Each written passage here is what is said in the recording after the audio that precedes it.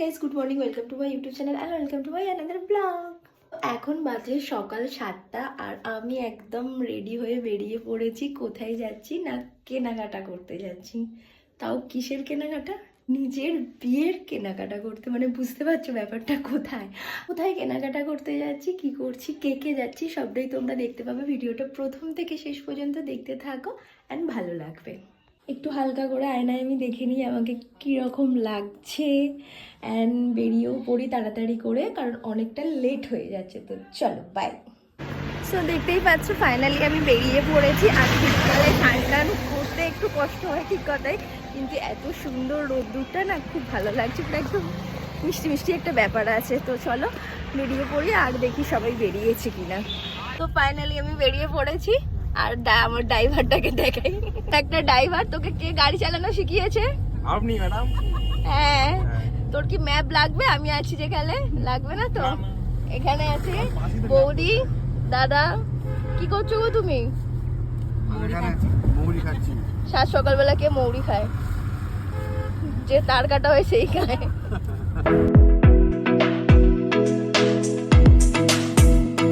আমরা হাউজিং এর এখানে পৌঁছে গেছি। দেবাশিসের জন্য ওয়েট করছি, ও আসছে বাড়ির থেকে, হয়তো 2 মিনিটের মধ্যে পৌঁছে যাবে। আর এখানে আমরা টুকটাক খাবার দাবার কিনে নিতে হবে না।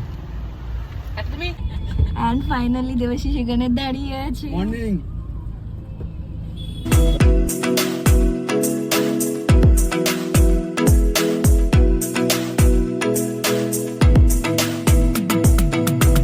আমরা যাচ্ছি হচ্ছে শান্তিপুরে শাড়ি কিনতে, তাই তো?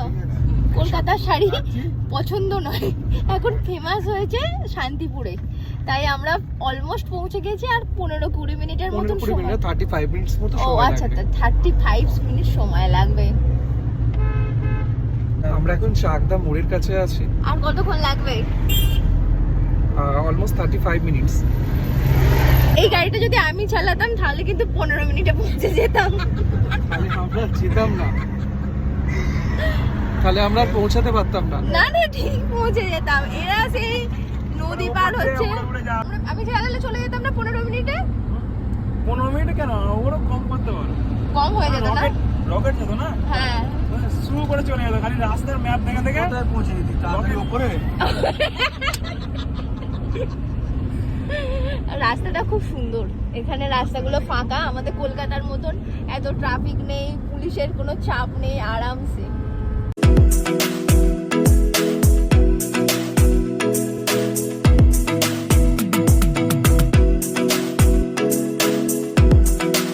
তো দেখতেই পাচ্ছ ফাইনালি আমরা শান্তিপুরের শাড়ির দোকানে চলে এসেছি। আমরা এসেছিলাম জর্দার শাড়ি হাউসে। তো এদের কালেকশন ছিল বিশাল। যেহেতু দুই বাড়ি তত্ত্বের জন্য ঢাকাই শাড়ি লাগবে, তো ফার্স্টেই আমরা এসে অনেক ঢাকাই শাড়ির কালেকশানগুলো দেখে নিয়েছিলাম। আর এখানে রয়েছিল হিউজ স্টক। তারপরে আমরা কিছু তসরের দেখতে গিয়েছিলাম। তো এই তসরের শাড়িটা আমার তো দেখে খুব ভালো লেগেছিল। আর এখানে তসরের কালেকশানও বেশ ভালো ছিল। আর এগুলো জানো তো আরও ঢাকাই, সব ঢাকাই যেগুলো আছে সেগুলো। তো এত শাড়ি দেখে তো পুরো পাগল পাগল লাগছিল, কোনটা ছেড়ে কোনটা নেবো আমি নিজেই বুঝতে পারছিলাম না। তবে এখানে বেনারসিরও কালেকশান রয়েছে, তোমরা চাইলে নিতে পারো। তো প্রথমেই তো বলেছিলাম যে দু বাড়িতে তত্ত্বের জন্য অনেক ঢাকাই শাড়ি লাগবে। তো সেই জন্য এখানে দেবাশিস খাতা কলম নিয়ে বসে পড়েছে সব হিসেব করতে, যে কাকে কোনটা দেওয়া হবে। আর আমি ওদের স্টক থেকে সব শাড়ির কালেকশানগুলো বার করে করে দেখাচ্ছিলাম। ওরাও দেখাচ্ছিল, তবে বলছিল দিদিভাই তুমি দেখে নাও, যেটা তোমার ভালো লাগবে আমাকে বলো, আমি নামিয়ে দেবো, পারলে তুমিও নামিয়ে নিতে পারো। তো আমি এখানে অনেক ঢাকাই শাড়ি দেখেছিলাম। আমার সব কটা ঢাকাই শাড়ি প্রচণ্ড ভালো লেগেছিল। যেহেতু প্রাইসটা একটু কম, তাই মনে হচ্ছিল সব শাড়িগুলো নিয়ে চলে যাই।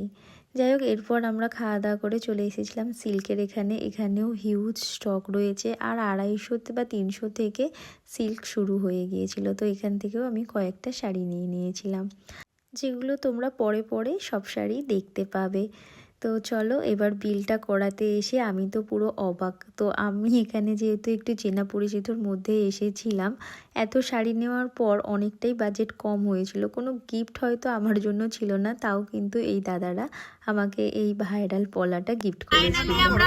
তো ফাইনালি আমরা কেনাকাটা করে এখন ফিরছি, এসেছিলাম সকালে আর এখন পুরো সন্ধে হয়ে গেছে। তো এত কেনাকাটা করতে বিভোর ছিলাম যে একেবারেই মানে মাঝে ভিডিও করা হয়নি। টুকটাক যা যা দেখেছি কিনেছি সেগুলো তোমাদেরকে পরে দেখিয়ে দেবো, আর দেখতে তোমরা পেয়েই যাবে। ঠিক আছে, চলো এখন আমরা বাড়ি যাই। Bye bye. কেমন লেগেছে? ভালো লেগেছে আর খুব রিজনেবল প্রাইসের মধ্যে পাওয়া গেছে, তার জন্য একটু হ্যাপি। আর যেটা যে আমি কম প্রাইসে করিয়ে দিয়েছি তার বাকি টাকা আমাকে দিয়ে দিস। আচ্ছা চল।